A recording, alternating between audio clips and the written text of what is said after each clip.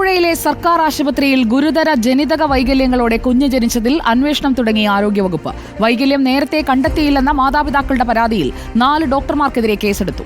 വീഴ്ച കണ്ടെത്തിയാൽ കർശന നടപടിയെന്ന് ആരോഗ്യമന്ത്രി വീണ ജോർജ് വ്യക്തമാക്കി. Reporter exclusive. ഏറെ പ്രതീക്ഷകളോടെയാണ് കൂലിപ്പണിക്കാരനായ അനീഷും ഭാര്യ സുർമിയും സർക്കാർ ആശുപത്രിയിൽ പ്രസവത്തിന് വന്നത്. എന്നാൽ ഡോക്ടർമാരുടെ അനാസ്ഥയും സ്വകാര്യ ലാബുകളുടെ പിഴവും മൂലം വൈകല്യമുള്ള കുഞ്ഞിനാണ് സുർമി ജന്മം നൽകിയത്.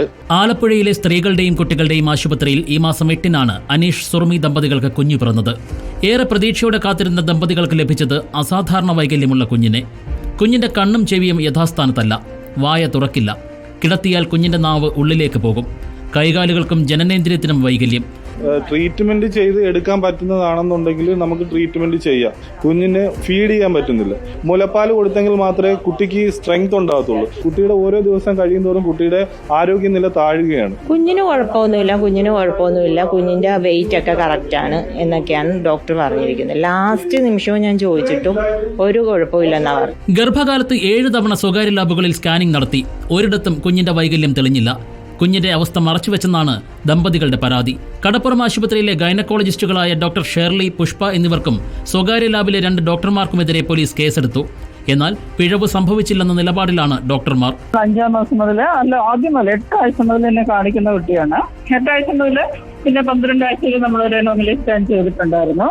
അതിനകത്തൊന്നും മെൻഷൻ ചെയ്തിട്ടില്ല. റിപ്പോർട്ടർ വാർത്തയ്ക്ക് പിന്നാലെ ആരോഗ്യമന്ത്രി വിഷയത്തിൽ ഇടപെട്ടു. ആരോഗ്യ വിഭാഗം ഡയറക്ടർ റിപ്പോർട്ട് തേടി. ആരോഗ്യവകുപ്പ് അഡീഷണൽ ഡയറക്ടറുടെ നേതൃത്വത്തിൽ പ്രത്യേക സമിതി അന്വേഷിക്കാൻ തീരുമാനമായി. സ്കാനിംഗ് സെന്ററിനെ പറ്റിയും അന്വേഷണമുണ്ടാകുമെന്നും വീഴ്ച കണ്ടെത്തിയാൽ കടുത്ത നടപടിയെന്നും ആരോഗ്യമന്ത്രി വ്യക്തമാക്കി. ഇത്രയും റെയറായ സംഭവങ്ങൾ നമുക്ക് കണ്ടുപിടിക്കാൻ പറ്റില്ല. ഗ്രോത്ത് ബോഡി ഹൈഡ്രാമിനോസ് നമ്മൾ എഴുതിയിട്ടുണ്ട്. റിപ്പീറ്റഡ് ആയിട്ട് ഈ പേഷ്യന്റിനോട് ചോദിക്കുന്നുണ്ട് ഷുഗർ ഉണ്ടോ.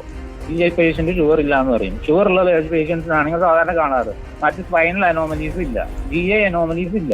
അന്വേഷണം ഒരു വഴിക്ക് നീങ്ങുമ്പോൾ എന്ത് ചെയ്യണമെന്നറിയാതെ പകച്ചു നിൽക്കുകയാണ് കുഞ്ഞിന്റെ മാതാപിതാക്കൾ. വിദഗ്ധ ചികിത്സ ഒരുക്കാൻ സാമ്പത്തിക സ്ഥിതിയില്ല.